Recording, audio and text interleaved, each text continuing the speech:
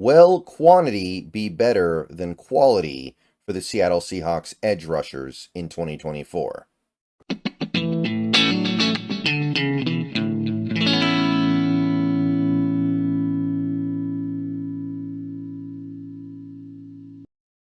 What's up, everybody? Good morning. We're back with another prediction video, and we are moving back through the defense. Yesterday, we did the defensive line. Today, we are doing the edge rushers. Today, we are doing the outside linebackers or defensive ends, depending on how you want to look at it. I kind of look at them as outside linebackers in this defense, but it doesn't really matter that much. The point is, these are the guys who rush the quarterback from the edge. That is the main thing they bring to the table. That is the main thing they need to be able to do to be effective. So, the Seattle Seahawks are trying to win this particular battle using quantity a little bit more than quality, because they have an edge rusher room that features, I would say, at least 3 players that we as fans should be pretty excited about, should be optimistic about, that we like, at least theoretically. And while that's great, none of those guys look like superstars. None of those guys even necessarily look like stars. They just look like, well, in 2 cases, very good players, and in 1 case, a guy with a lot of potential who we haven't really seen anything from yet, and we're going to have to see something this year before we make any evaluations. But it is a room full of second-round edge rushers. All 4 of these guys were drafted in the second round of the draft at some point. Mafe, Hall, and Taylor by the team, Nwosu by the Chargers, and then he signed a free agency deal with the Seahawks a couple years ago.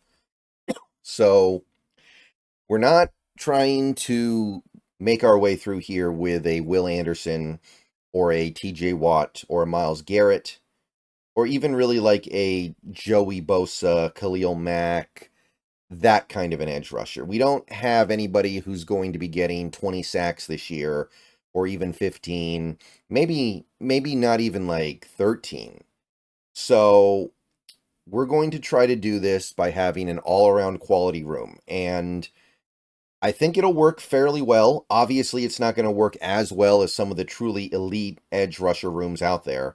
There are some edge rusher rooms that win just by virtue of the fact that they have that one killer superstar, but we can find our own way to success.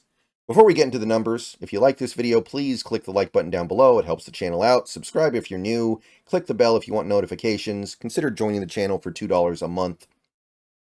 All right, let's get underway here. Starting with Uchenna Nwosu, who had a very good 2022, and then in 2023 was off to an okay start before he got hurt and missed the rest of the season.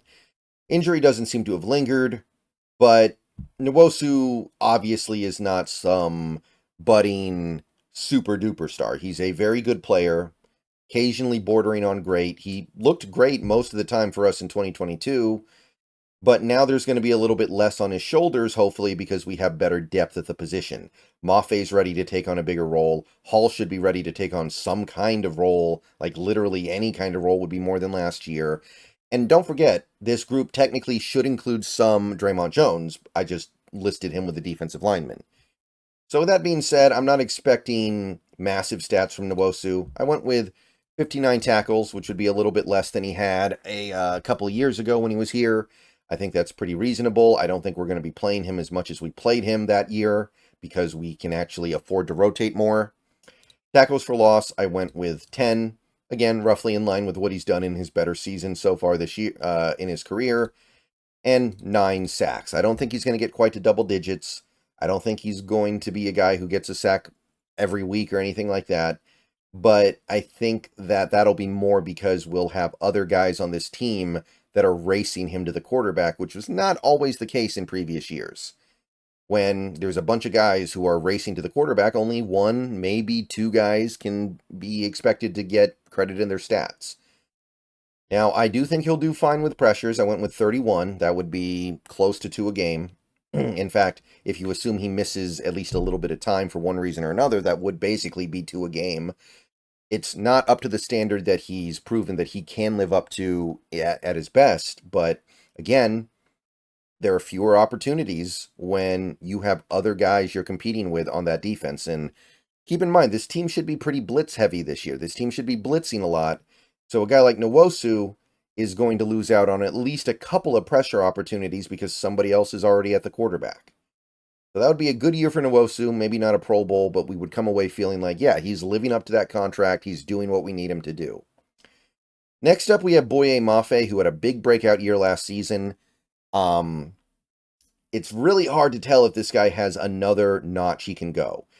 Because if he goes up another notch, he might be able to get up to like that 14, 15 sack a season type area, which, looking at him, I don't get the sense that he has the potential of somebody like a Will Anderson Jr. But at the same time, this is a guy who was relatively new to football when he came out of the draft. So he should be able to get a lot better over these next couple years. That's just like common sense, right? This is not somebody who's been playing football since he was a little kid. He transitioned to football relatively late in his athletically developing life. So I look at what he did last year and I'm thinking, okay, I don't feel like he's going to do a ton better than he did. But then again, I feel like he is. So this one's tough.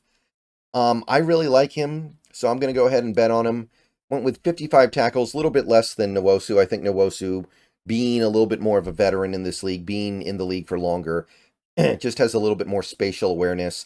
And we did see Mafe take steps backwards as a run defender last year as he became more of a pass rusher.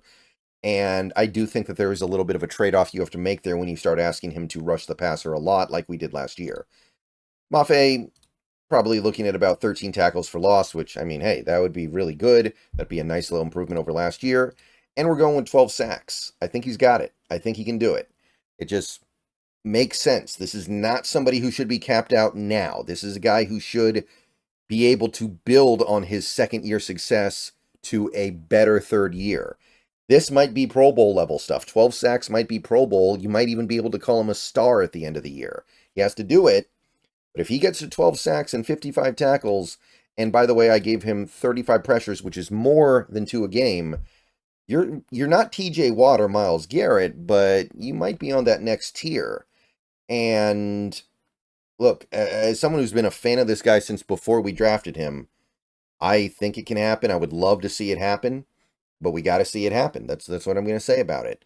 So I'm not calling him a star yet, but when you write it down on paper, you write his career arc as an athlete down on paper, it lines up. That's all I'm saying. Okay. Next, we have Derrik Hall. Obviously, Derrik Hall did nothing last year, and that has some people concerned. I feel like he is going to take big steps forward this year. I don't feel like last year was indicative of a player that is just useless. Maybe it's indicative of a player who won't quite be what we were hoping he would be when we drafted him in the early second round.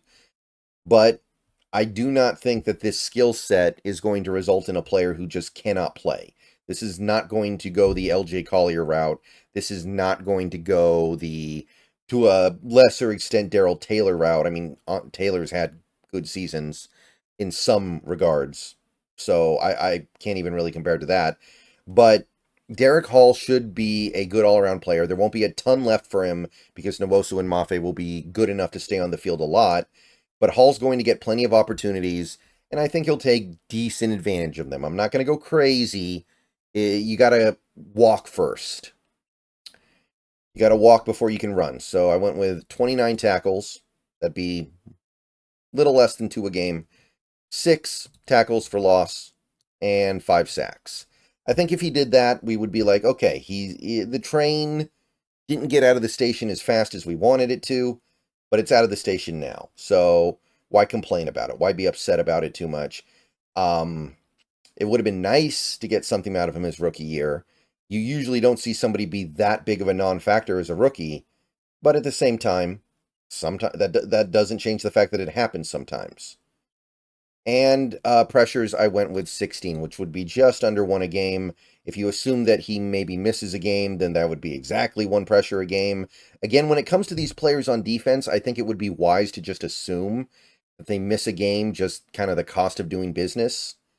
And just roll with it. So, pretty decent season from Derrik Hall. I think that he'll be efficient. I think he'll be effective. I think he'll play the run all right. It's just one of those things where sometimes that rookie year gets to you. And then we have Darrell Taylor, who I'm not convinced is going to make this team, but the way the Seahawks have done things, I have to go with my read here. And my read is he's going to be here because we did that contract thing with him where we didn't just give him the tender. We actually gave him that 1-year deal that guaranteed him 20 grand. I know it's just 20 grand, but why would you do that when you could just tender him for almost the exact same amount unless you had some plan in your head? And I would love to say that I think Darrell Taylor can be fixed by Mike Macdonald, and I'm not ruling it out. But Darrell Taylor's been in this league for a while now. He's an older player, too. He was older when he came into this league. He was somebody who was like 24 when he was drafted, I think, or might have been 25 before he played a snap because of that injury. So I feel like some of the issues with him are not going to get better, and I think he is ultimately going to get shelved as a player by the end of the season. And in December or in January, we probably won't be seeing him very much. But he'll accrue some stuff just by being here and being the next guy up when people get hurt, when people get dinged up, when people get tired. So 17 tackles, 4 tackles for loss, 2 sacks. Maybe that's even a little bit low. Maybe if he actually played this much, he would actually get closer to 3 or 4. Because whatever you want to say about him, he usually gets his sacks. It's not a pretty picture the way he gets them. And then I went with 8 pressures. I feel like he's a guy who's just going to be shelved by the end of the season, personally. And I don't know how long they're going to put up with some of the stuff that he does against the run. So, yeah, that's everything. Those are the totals. There could be one other guy who gets involved, but I don't know who yet. And that's what I got for the edge room. And again, you have to remember the Dre'Mont Jones is probably going to be doing some edge work for us this year. I don't know exactly what the splits are going to be. I put him with the defensive lineman, but it would not shock me at all if Dre'Mont Jones ended up the edge over a guy like a Darrell Taylor, maybe even a Derrik Hall. And he might end up being our first edge rusher off the bench. Just kind of depends on how some things break. It depends on how good Mike Morris looks. It depends on how ready Byron Murphy is to take on a big role. And it depends on Derrik Hall and, to a certain extent, Darrell Taylor as well. If they play really well, then maybe we don't even feel like we need to touch that. All right, that's what I have. Again, if we get 28 sacks and 9 D pressures from our edge group, in tandem with what we got from the defensive line, that's 50 sacks from just the front. You can't even say front 7 because we haven't done inside linebackers yet. But that would be a defense worthy of Mike Macdonald. So I think it'll be one area where this team does very well. There are going to be some areas defensively where they do very well. I do think they will rack up sacks because of the personnel they put together. And these numbers reflect it. All right. I will see you guys later. Go Hawks. Let me know what you think down below. Those are my predictions for the edge players for the Seahawks in 2024.